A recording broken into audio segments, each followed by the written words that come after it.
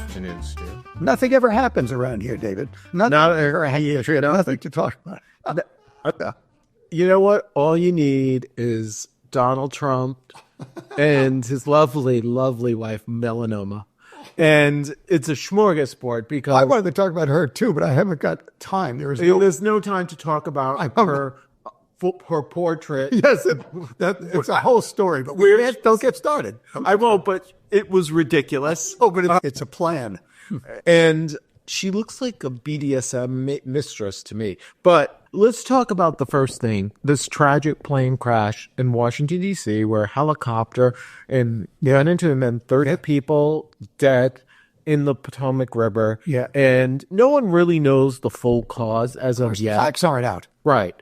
However, Stu, our beloved president got out there today, went on a rampage that it was because of DEI that caused this. What the hell did he know about the facts?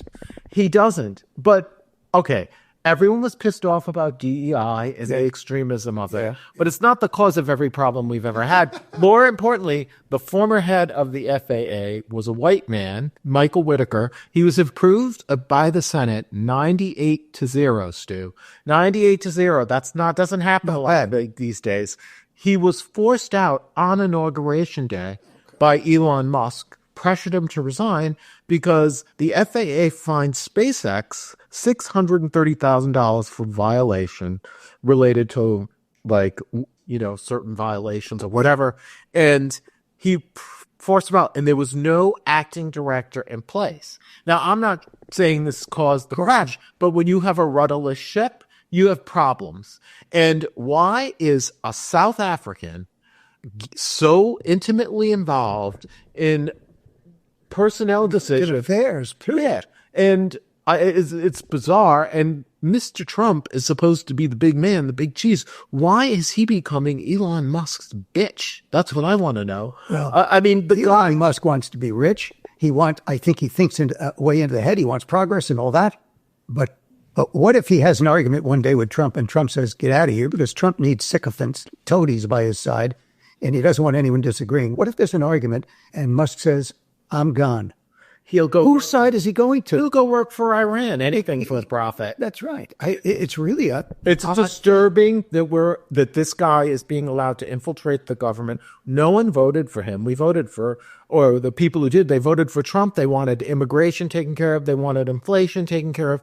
They don't want this guy intimately involved I welcomed, past tense, the idea of his being involved with efficiency. Yeah. But so long as it's in a subsidiary mode and he hasn't elevated himself. It seems more than subsidiary, number one. And number two, he really doesn't know anything about our government. He's not even an American. He was a South African. I mean, I guess he's Trump's DEI. He has an African. But anyway, Stu, that's not the only ridiculous thing. I mean, there's so many. Why don't you? Okay. I mean, it's a very hard day today. There's nothing going on. Yeah. One of the things that irritates me is the way Trump has treated Mark Milley, former chairman of the Joint Chiefs of Staff.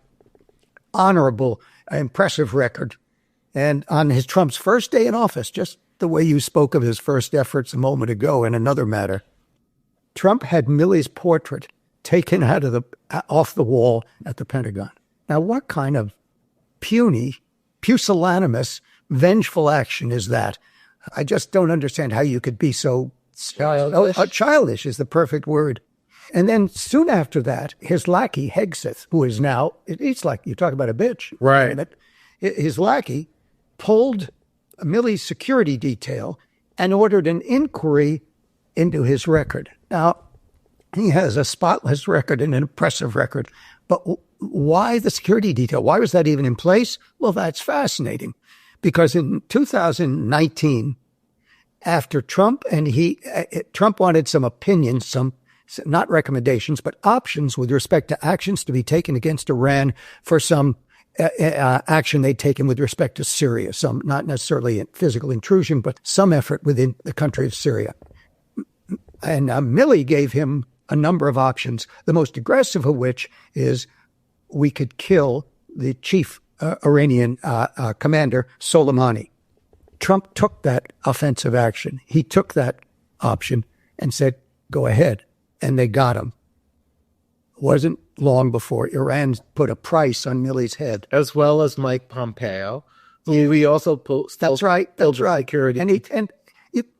But I mean, that's for those who are wondering, why was he even getting a military detail? Well, that was because he had taken an action and there had been a response. Against our enemy. Again, so he was receiving threats. So now he takes away the detail. And because I mentioned a week or two ago that Milley had said he and his family are all getting threats, and his family. Right. So how do you dare do that to an American patriot? I mean, who... Just because he says childish. He said stuff about Trump that Trump didn't like. Yes. He was very critical. Yeah. And he got himself. But at the end of the day, I agree with you. It's disgusting. It's childish. It's not even worth the time or effort, frankly. Why would you do that? On the other hand, Fauci deserves it and should have to pay for his own security detail for what he did to this country. He's a disgrace. And now... we may be putting in charge of our health system someone who makes Dr. Fauci look like a fucking genius. Excuse my language. Okay. Now, we had the hearings this week with Robert F. Kennedy Jr., the heroin addict, failed bar, loser of the Kennedy clan, who cleaned himself. Bring others into addiction. Right. But we'll get to that, right? Sorry. Before the hearings, Caroline Kennedy, the daughter of the president, who was honorable record. Right. I mean, she may be a Democrat. She may be a liberal. She worked in the Biden administration, ambassador to Australia. She works in the Obama administration, ambassador to Japan. She's not been like some steadfast partisan. She's kind of been above the fray. And she hasn't really said much about Kennedy and him running for president, his failed presidential campaign, may we add, and all the rest. But she put out a letter. She did it on social media, and it was a scathing rebuke. I watched it of her cousin, and it's a Kennedy criticizing a Kennedy. She said, "It's no surprise he keeps birds of prey, as he is, because he is a predator, basically." And then she went on to say that he preys on the desperation of parents of sick children, vaccinating his own kids while playing into this whole, vaccine. They're not safe. Yeah, this vaccine hysteria, Yeah. most of which he peddled were falseful. She claimed we know he's a drug addict, and she did note that he was in recovery, and she appreciated his discipline. But she mentioned how he's been going around grifting for his life. Yeah. Meanwhile, he encouraged his siblings and cousins down the path of substance abuse, many of whom died from him. He's disgusting. She noted his cruelty to animals and how he used to show off and put baby chickens and something else went in the mix. I think it was chickens and rats or something. Yes. And he put it in a blender and used to blend them up and feed them to his hawks. Yeah. She also went on to note that, and this is true, he lacks any relevant government, financial management, or medical experience. And his positions on vaccines, particularly the HPV vaccine, she noted he has a financial interest in a lawsuit against Merck over the HPV vaccine because he's been peddling garbage about that. She said that her father and RFK, his father, would be disgusted by him. And I think she's right, because he is disgusting and he has no place in our government. Now, he had his hearing. Is it over? I watched a good deal of it yesterday. Yesterday, there's some today, and it did not go well, apparently. Does it make a difference when you have these toadies? Well, true. But I think he was really bad. He was worse. Like, at least when Pete Hegseth went to his hearing, he held his own. Here's what he did. They asked him about his vaccine denialism. He backed away from it. He denied it. Yet we know he has been a supporter of the anti-vaccine movement.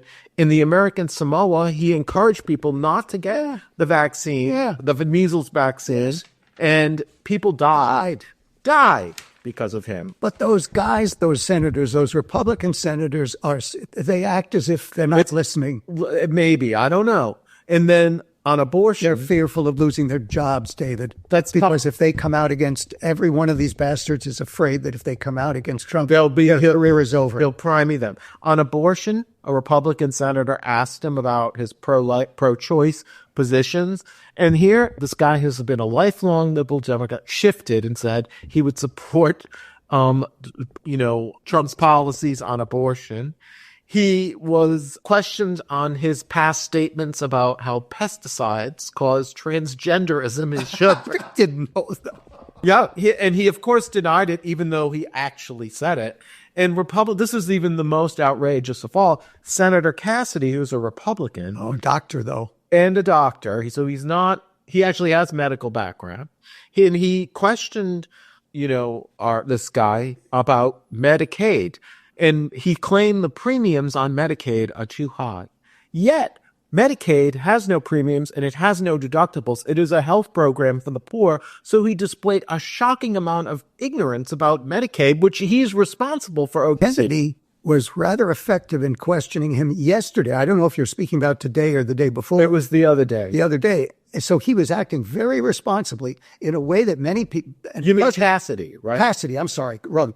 Kennedy's a different senator. And he's also a possible one who... Because Kennedy and Cassidy, they are Republicans, but I feel there are... we know Mitch McConnell is not on the reservation. He doesn't care. Right. We know Susan Collins doesn't care. And we also know Lisa Murkowski. Yeah. After those hearings were over, John Fetterman, the Democrat, who was leaning towards supporting Kennedy, said it was a weak performance and that his nomination is now moot. He felt it was that damaging. Now, whether that's true or not, I don't know. But yes, we have seen the Republicans fall in line for now. But as we know in politics, Stu, these people aren't loyal. They're self-interested. Mm-hmm. And so much fear out there. They fear losing their career. I think that's numero uno in their minds. I hope I'm wrong. I hope you get at least... Oh, no, you are right. They have no backbone. No backbone. Right. But the bottom line is if Trump's popularity goes down, if he overshoots, goes too far, which he has already, those Republicans are not going to be so loyal. Hope so. I hope there's some... because they're all about themselves. True. I agree. So, but they're nothing to... But it's not like the Democrats are any better. And let's face it, Trump would have never, ever had this resurgence if Joe Biden hadn't been a terrible president who created disastrous situation. If he had been gotten out of the position of nomination, of being the nominee earlier, if those around him had plucked him out earlier, and if there had been a convention where there was some reasonable Democrat that emerged who is centrist or slightly right of center, I don't think he would have been President Trump. No, you're probably right, but... It is what it is. And in all truth, a lot of the stuff he's doing, people wanted him to do. I want him doing stuff on the border. I mean, I'm not going to defend every position, but I want strong border control. I want people entering when they're invited to do so and not before. No one doesn't except AOC and that crowd of buffoons who Biden seemed to cater to because he thought he was going to be the next FDR. Yeah. Instead, he's not even on the same level as Herbert Hoover. Democrats caused this. They really did. Yeah. They really did. Can I say something about another Trump area of We're going to be talking about this guy forever. Well, look, first I want to add a few introductory words about climate change. Most would agree, I think, that the Earth has been consistently warming for a long while. But the rate of recent warming is unprecedented. And this warming is mainly the result of a rapid increase in atmospheric carbon dioxide, CO2, caused by human activities. This is essentially all serious scientists would agree with that. The major human activities causing this warming include fossil fuel combustion, cement production, deforestation, and importantly, some greenhouse gases like methane. So with that background, let me say that, to maybe surprise you, President Richard Nixon declared protection of the environment to be a national priority and signed legislation creating the Environmental Protection Agency, or EPA, in 1969. When Trump was elected the first time, he appointed a guy named Scott Pruitt as chief of the EPA, administrator he's called. Pruitt had been serving as Oklahoma's attorney general, and in that position, He had sued the EPA at least 13 times, reflecting the interest of utilities and oil and gas interests in Oklahoma. That's a hell of a guy to put in as the EPA steward. I remember where I was and what I was doing and how sad I felt and how disgusted I felt when Trump appointed Pruitt in 2017. Now, that appointment was not merely to reduce bloat or make the agency more efficient. It was to castrate the EPA, take away its ability to perform its lawful mission. Ironic you should use the word castrate, because isn't Musk essentially castrating Trump? That's fair. That word came to me this morning. I had other words that were kinder, gentler in a way, emasculate, and one or two other. Right. Castrate popped up on my mental radar. Pruitt continued to represent industry interests as EPA administrator. He was most certainly not a protector of the environment. Now, fortunately, about 1 year into his reign as administrator, he resigned, if you recall this. He resigned in the face of a boatload of investigations into unethical and illegitimate conduct. I'm shocked. We got a benefit there. Trump's new administrator, Lee Zeldin, has no environmental background, but has been appointed administrator, or he's the nominee. Now, he's not there to make things simply more efficient, but he's there again to defang the agency. And more important than Zeldin's presence is the presence of more than three, but at least three serious senior staff members who were recruited probably a year or two ago, and they were ready to put them in place. And they are in place, handpicked by the Trump team. Now, all of these, all of them, have been lobbyists for oil, gas, and chemical interest. Here are three. A guy named David Fatui, I won't even bother trying to spell it, a lawyer who recently challenged a ban on asbestos. Come on. Parents out there, does this worry you? Alex Dominguez, number two, a former oil lobbyist who will work to reduce regulations that limit automobile emissions. That's not going to happen now. And Aaron Szabo, a lobbyist for both the oil and chemical industries, who is expected to be the top air pollution regulator. So that brings you back to climate change. Now, you can't have any progress on that front with these people and others in office. Good luck. What a legacy for your kids and your grandkids. Oh, by the way, think about that. And now, just one kind of further point. Many organizations, and I've started to support some starting when Trump was elected first time, many organizations fought Trump and Pruitt's efforts the last time around. One is the Natural Resources Defense Council. Its principal mission is litigation in defense of the environment. And as before, the NRDC and other organizations, Environmental Defense Fund, the birds, my happy bird, but pet, what is that? That's our society. And so they'll join with them and fight and do what they can to slow down the effect of a Trump presence. But I leave you with this. How long will Trump really be in office? Well, I predict there'll be efforts, hopefully unsuccessful, that in one way or another, he'll end up trying to 22nd Amendment, limiting a president to 2 terms. We'll see where he's at in popularity in a few years, but I'll bet you they're already working on that one. And as always, he'll have Proud Boys and their newly pardoned comrades waiting in the background, ready to support whatever Trump dreams up. Good luck, folks. These people seem to think that governing by executive order is the way to do it. And let's face it, the Green New Deal and all that stuff went way too far. It was another example. It's just like DEI, right? It was taken to the extreme by Biden, and now we have a counter reaction that's just as extreme. Now, to say to people and mandate that you have to use electric cars when we don't have the infrastructure, nor do we know if they're really a better option, is one thing. And then now we're going to be told, I think that it was a mistake by Biden to try to cut back on our fossil fuel production at this point in time and all. It caused inflation, and we can't, at the moment, operate without it. So then he was buying oil from our enemies and funding them. So at the end of the day, I don't think it's a good idea to totally rip apart environmental protections to help chemical industry and the oil industry and all the rest. But at the end of the day, Stu, once again, we already mentioned this wouldn't be happening if we didn't have the extremism without regard to economic consequences that occurred. And now there's another example, Stu, of these executive orders that I think a lot of it, they're not even written in like a professional manner. They're bizarre. There was his spending freeze, which is it turns out it was a disaster because he issued a memo from the Office of Management and Budget. He called for the temporary pause of all federal grants and loans. It was written in a very strange way. Okay.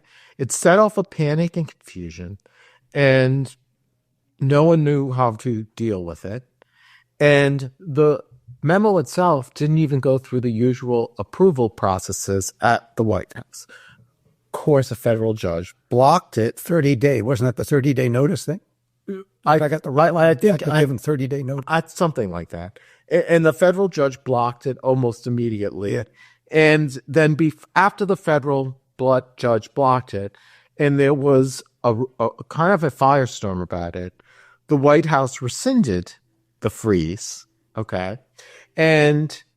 But the press secretary she said it's been rescinded, but there's still a freeze. The content's still there, yeah. Which doesn't make a lot of sense, creating further confusion.